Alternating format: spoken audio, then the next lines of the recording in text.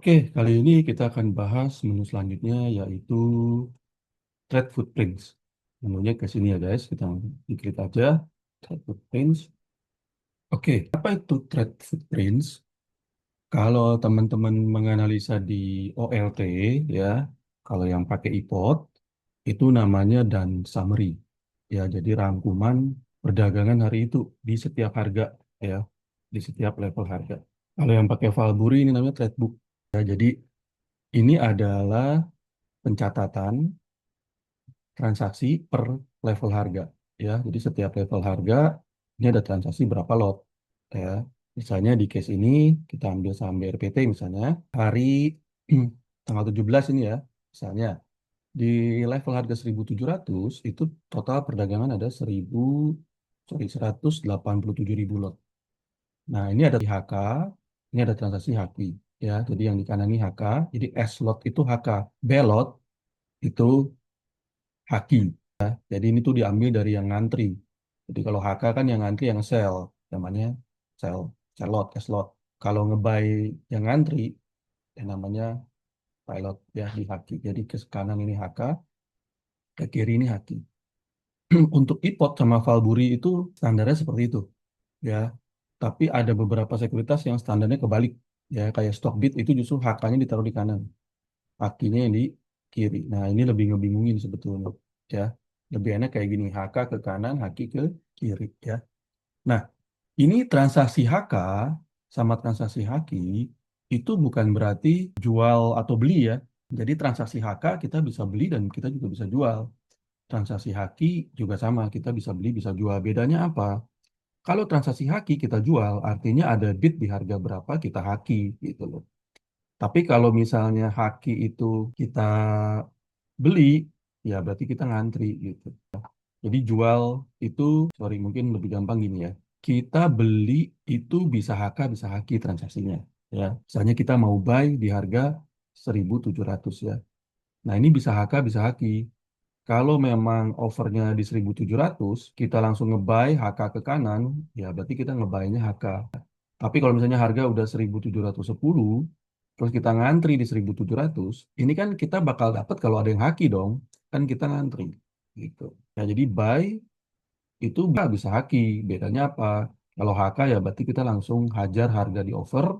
Kalau transaksinya haki berarti kita ngantri gitu loh. Jadi bedain antara HK sama haki dan buy atau sell ya. Jadi HK atau haki itu jenis transaksinya. Karena transaksi itu hanya akan terjadi kalau satu ngantri, satu ngehajar gitu loh. Kalau dua-dua ngantri ya nggak ada transaksi. Kebayang ya. Jadi buy itu bisa HK, bisa haki. Bedanya apa? Kalau haki berarti kita ngantri buynya. Jadi jenis transaksinya haki.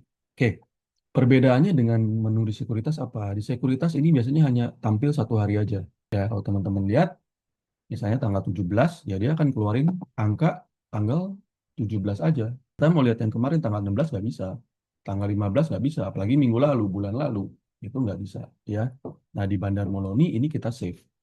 Jadi ada historicalnya. Jadi kalian bisa bandingin, oh setiap kali kena harga segini nih selalu rame nih. Ya, misalnya ya, ini kan rame terus nih, harganya ratusan ribu lot terus. Jadi kita tahu, oh di harga itu ya memang alot ya, entah itu ada yang bandar yang lagi jualan atau ada bandar yang lagi ngebuy terus jagain harga. Kita bisa lihat karakter. Kan biasanya bandar itu dia ada jaga harga ya. Oh setiap level 1.800 ini selalu dia tahan, selalu dia jaga. Nah, kita bisa lihat selama berhari-hari karakternya gitu terus nggak.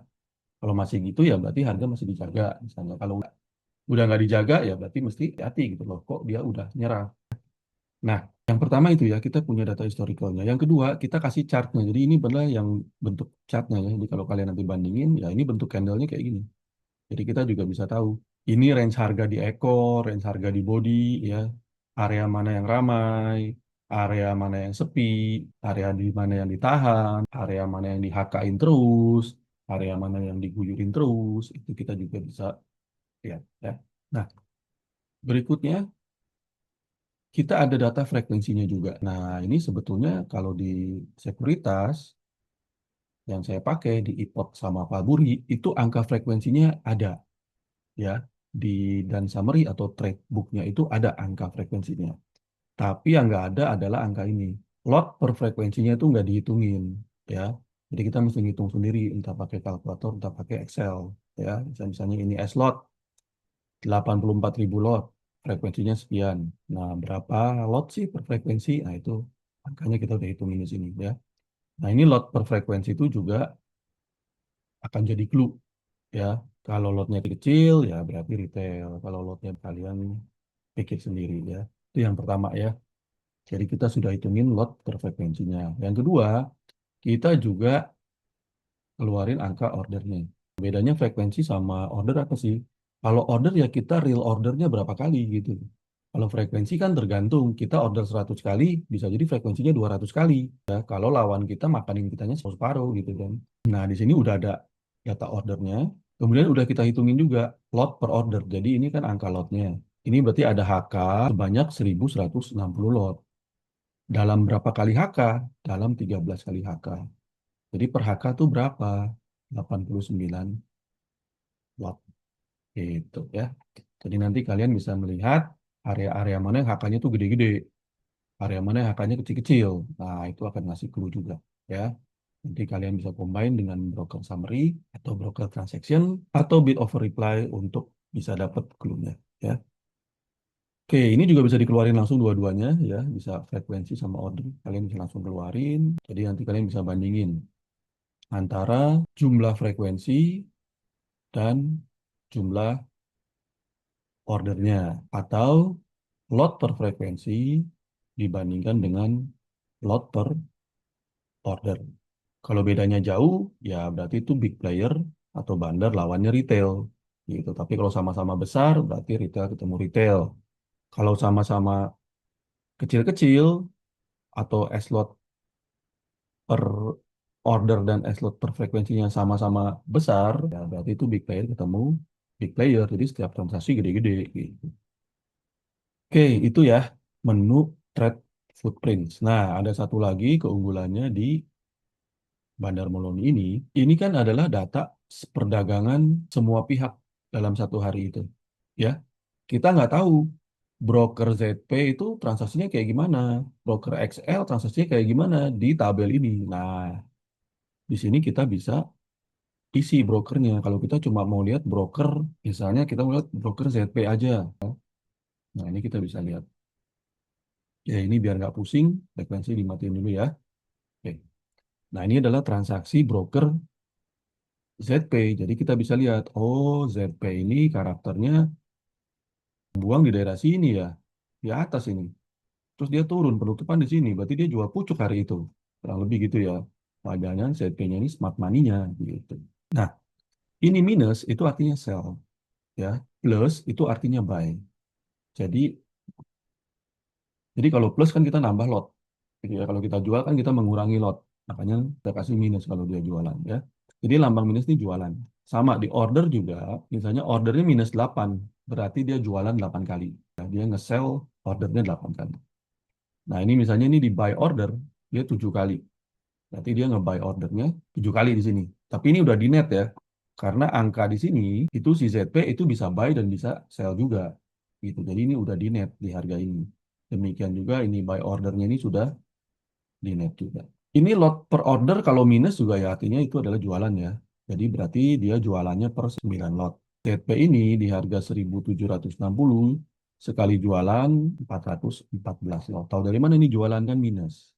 Gitu. Jadi itu jualan, kalau plus itu baik ya. Nah, di sini kan kita hitungin nih jumlah lot per ordernya. Nah, tapi ada beberapa yang kita nggak bisa hitung, jadi kita kosongin di sini. Kalian logika sendiri ya. Kenapa dikosongin? Karena jumlah lotnya plus, buy, gitu ya, tapi jumlah transaksinya minus, net sell. Gitu. Kok bisa kayak gitu? Bisa. Misalnya, di sini 1710 ZP ngebuy 2 kali, masing-masing 2.000 lot. Berarti kan total dia beli 4.000 lot dong. Ya. Nah, tapi di harga yang sama, itu dia nge-sell. Di-sell, misalnya ngantri sell 10 kali, tapi cuman 50 lotan. Berarti kan dia nge-sell 500. Nah, berarti di harga ini, 1710 di posisi S lot, ZP net buy 3.500 lot. Ya, berarti dia net buy HK, karena ini S lot ya, berarti dia net buy HK 3.500 lot. Tetapi dari sisi ordernya lebih sering sell. gitu. Karena dia nge-sell-nya 10 kali, nge-buy-nya cuma 2 kali. Jadi apa? Ini kalau dijumlahin kan jadinya -8 gitu ya. Sorry, 8 plus gitu. Nah, oh sorry sorry, ini 10 yang minus ya, kan dia jualan ya, ini plus ya, kan 2 kali. Jadi kalau buy itu kan plus, kalau minus itu kan nge-sell. Sorry. Jadi ini -8 ya. Artinya secara net order, dia ada net 8 kali sell. Nah, di sininya kan plus. Ya, secara volume, dia dapat barang. Cuma secara orderan lebih sering sell. Nah, makanya kayak gini. Angka di CS slotnya ini positif, tapi ordernya ini negatif. Nah, di sini kita nggak hitung. Ya, karena positif dibagi negatif itu jadinya nanti kacau. Ya, malahan nggak dapat clue-nya sebetulnya. Dia itu apa. Nah, itu kalian hitung pakai logika aja. Ya, dipikir secara logika aja. Artinya apa sih? Oh, berarti kalau kayak gini tuh dia net buy, tapi dia ada nge-sell kecil-kecil, makanya sell ordernya banyak. Gitu. Itu ya, jadi bisa kalian lihat. Misalnya kalian mau lihat lagi broker, misalnya, oke kita pengen lihat deh retail itu modelnya kayak apa, klik aja. Nah, misalnya di hari yang sama sini ya, nah retailnya malah buy di atas nih kan gede-gede nih retail plus plus semua ya. Oh, berarti XL nge-buy nih, retail nge-buy, CP jual gitu. Misalnya kalian mau broker menandai beberapa broker retail, kalian bisa pilih beberapa broker di sini. Habis XL, kalian bisa pilih XC misalnya. Klik aja. Jadi nanti ini gabungan antara XL dan XC gitu. Ya, jadi kalian bisa lihat karakternya retail seperti apa. Oke, kira-kira seperti itu penggunaan menu Trade Footprints. Kita ketemu lagi di video tutorial berikutnya ya. Thank you.